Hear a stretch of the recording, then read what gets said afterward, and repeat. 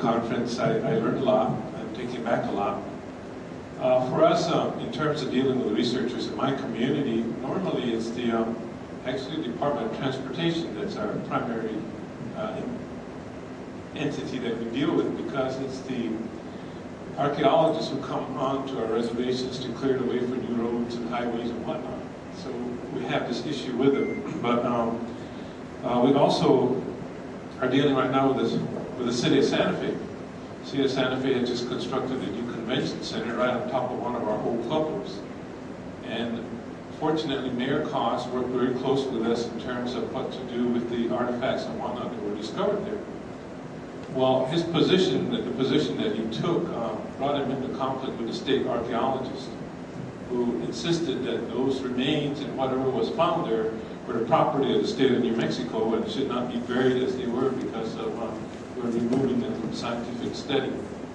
So it's the classic battle that we're fighting here. And what the state archaeologist is proposing now, that in the future, if we lay claim to any sites within the state of New Mexico, that we must provide evidence through DNA testing that those sites belong to our communities. So what this conference has helped me formulate some thinking about how we approach these kinds of problems back home. And I'm also wondering what collectively our universities are doing back there. And next thought that comes to mind is, what about a collaborative effort between this university and, say, universities in other states that have similar interests, and expand the scope of it beyond where it is right now? Because I think in some areas you are ahead of us in terms of what you're doing here, and I think those are valuable lessons to learn. So thank you very much. Thank you very much.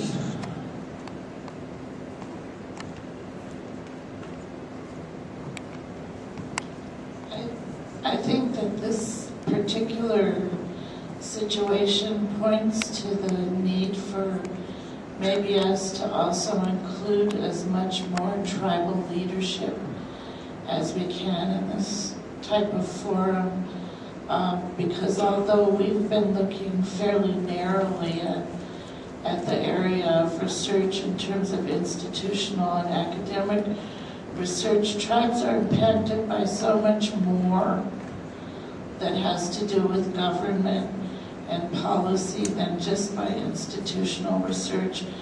And the tribes are dealing with so many more issues that are critical and need to be figured out and supported, and innovative ways of dealing need to be looked at and collaborated on.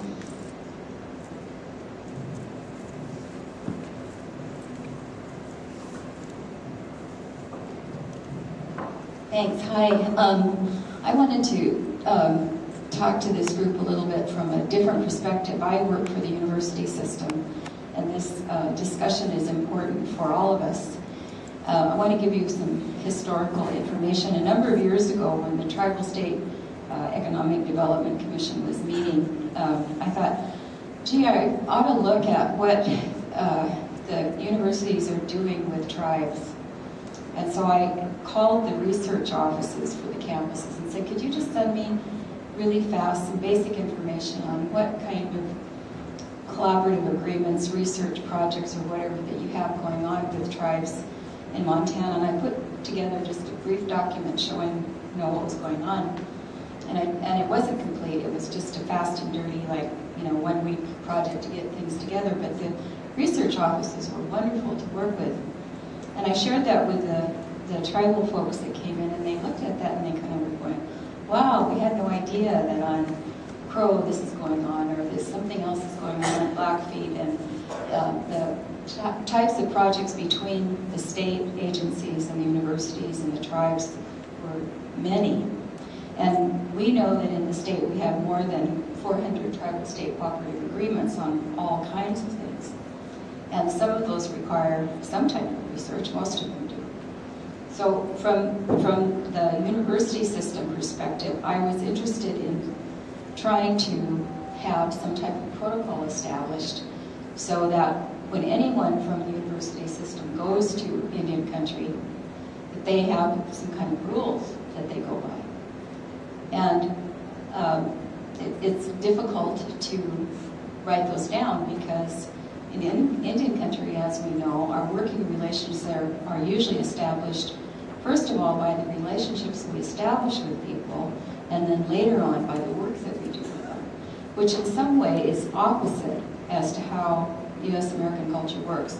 Usually they like to do the work first and then they celebrate or eat, or as we say.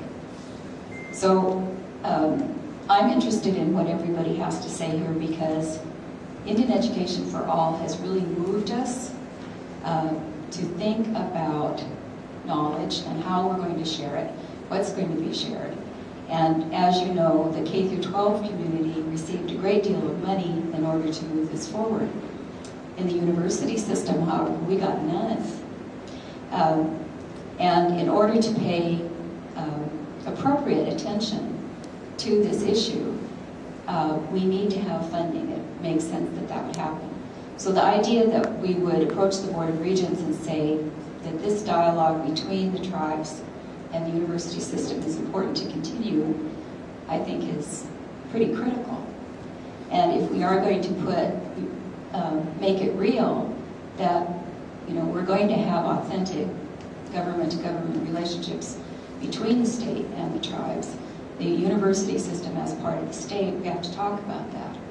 And I think we have to make sure that we involve tribes in that process very explicitly, because everyone seems to be quite comfortable with working with tribal colleges because they're an entity like us, they're like the university. But they're a little more uncomfortable in working with another government. And that's why I think the tribal government voice is so important as this goes on. And I think the idea that Nate had of perhaps having our next meeting on one of the reservations, I think would be ideal. Because then we might get more Native people here to talk about more how these projects and research projects impact our communities. And I've always had the vision too about looking at some of the research that does come from our graduates, that's either being done by or for Indians, that could be shared in a broader way, because there's all kinds of things going on, but we never hear about it in the news, it's never reported anywhere, and this type of gathering could serve to feedback to the Indian community information that we are learning about ourselves or whatever. So I think there's a lot of different ways that this can go forth, and certainly keep our Board of Regents involved in this. And I'm going to go back and have, I hope, a very interesting conversation with the commissioner about the outcomes of this conference, and hope to get her support to at least look at continuing it and to see what the budget was actually to continue it. So I just really value everybody being here and what everyone has shared and the possibility of continuing this type of work. Thank you.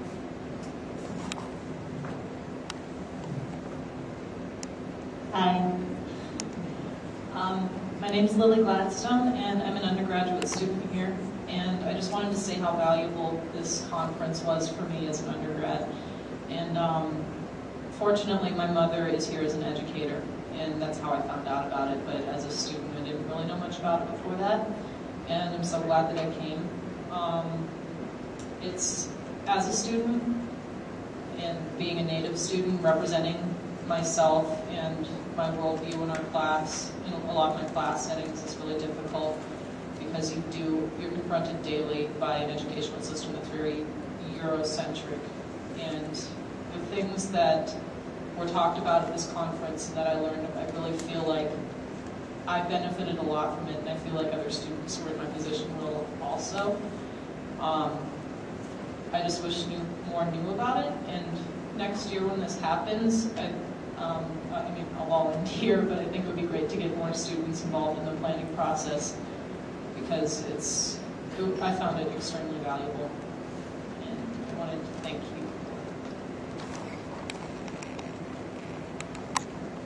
Well, thank you for coming, and thanks to your mom for having you here. if I could add my voice to what I've been hearing people say, it seems like throughout the last couple of days there's been a strong call